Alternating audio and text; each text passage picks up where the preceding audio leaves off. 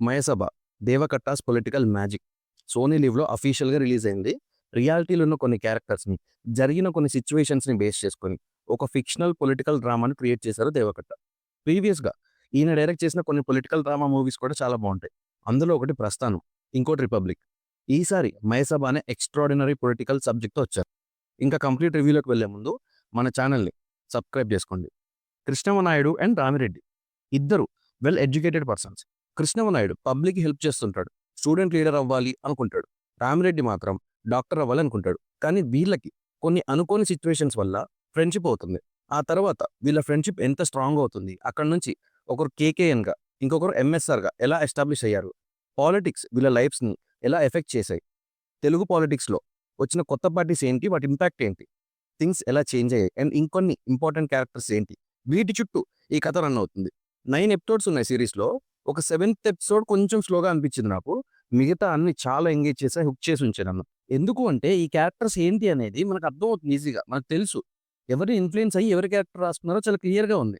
మనకుండే ఎక్సైట్మెంట్ ఏంటి అంటే అసలు వీళ్ళిద్దరు ఫ్రెండ్స్ ఎలా అయ్యారు, వీళ్ళ ఫ్రెండ్షిప్ ఎంత డీప్గా ఉంది అనే ఒక డ్రామాకి మనం ఎక్సైట్ అవుతాం. అయితే ఇది నిజమే అనిపిస్తుంది చూస్తున్నప్పుడు. బికాజ్ రియాలిటీలో వాళ్ళకున్న రిలేషన్ ఏంటో, ఎంత క్లోజ్ అనేది మనకు తెలీదు. కానీ దేవకట్ట రాస్తున్న క్యారెక్టర్స్లో ఆ డెప్త్, ఎమోషన్ అండ్ బాండింగ్ చాలా క్లియర్‌గా కనిపిస్తాయి.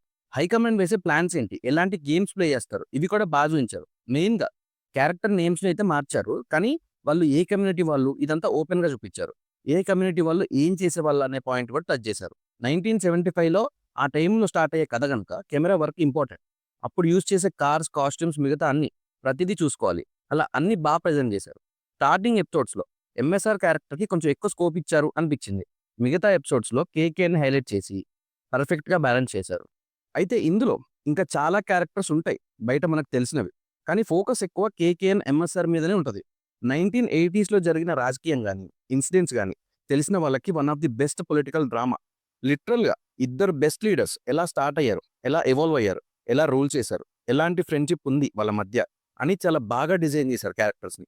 మళ్ళీ చెప్తున్నా, రియాలిటీలో ఉన్న ఇద్దరు పొలిటీషియన్స్ మధ్య ఒక స్టోరీ బిల్డ్ చేసి, వాటిని జరిగిన ఇన్సిడెంట్స్‌తో మ్యాచ్ చేస్తూ చేసిన స్టోరీ ఇది. లేక చూపించిందంతా రియల్ స్టోరీనే అవుతే దేవకట్ట గారు ఎంత రిసర్చ్ చేసి ఉంటారో అర్థమవుతుంది. స్టార్టింగ్‌లో చైతన్యకి ఎక్కువ స్కోప్ ఉన్నట్టు అనిపించింది. కానీ ఆది క్యారెక్టర్ కూడా చాలా బాగా ప్రెజెంట్ చేశారు ఎండ్ అయ్యేసరికి. సాయి కుమార్ గారి క్యారెక్టర్ కూడా చాలా ఇంపార్టెంట్. చాలా వరకు ఎవరేంటి అని రియల్‌గా అర్థమవుతుంది. కానీ కొన్ని తెలియలేదు నాకైతే. మేబీ బిఫోర్ జనరేషన్ వాళ్ళకి తెలిసుండొచ్చు. చాలా వరకు బీజీఎం బాగుంది. 'మైసభ' is one of the finest political drama in recent time. దేవకట్టాస్ brilliance అనొచ్చు. అయితే ఫస్ట్ ఎపిసోడ్‌కే మనం ఇన్వాల్వ్ అయిపోతాం. ఫైనల్ ఎపిసోడ్ వేరే ఉంటది. మధ్యలో ఒక 7th ఎపిసోడ్ కొంచెం డల్ అవుతది. మిగతా వాటిలో అక్కడక్కడ డల్ ఉంటది. మిగతా అంతా బావుంది. సీక్వెల్ ఉండే ఛాన్సెస్ హై ఉన్నాయి. ఎందుకంటే 'మయసభ' ఇప్పుడే స్టార్ట్ అయింది. మీరు చూడాలి అనుకుంటే సోనీ లివ్‌లో అవైలబుల్‌గా ఉంది. ఏపీలో జరిగిన కొన్ని ఇన్సిడెంట్స్ తెలిసినా, మనల్ని రూల్ చేసిన లీడర్స్ నుంచి చూడాలి అనుకున్నా, ఇది బెస్ట్ ఆప్షన్.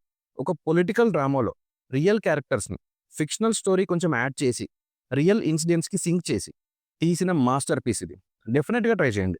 చూసాక మనకు వాళ్ళ మీద ఉన్న ఇంప్రెషన్ కూడా చేంజ్ అవుతది. అంత ప్యూర్‌గా చూపిచ్చారు. నా రివ్యూ నచ్చితే సబ్స్క్రైబ్ చేసుకోండి.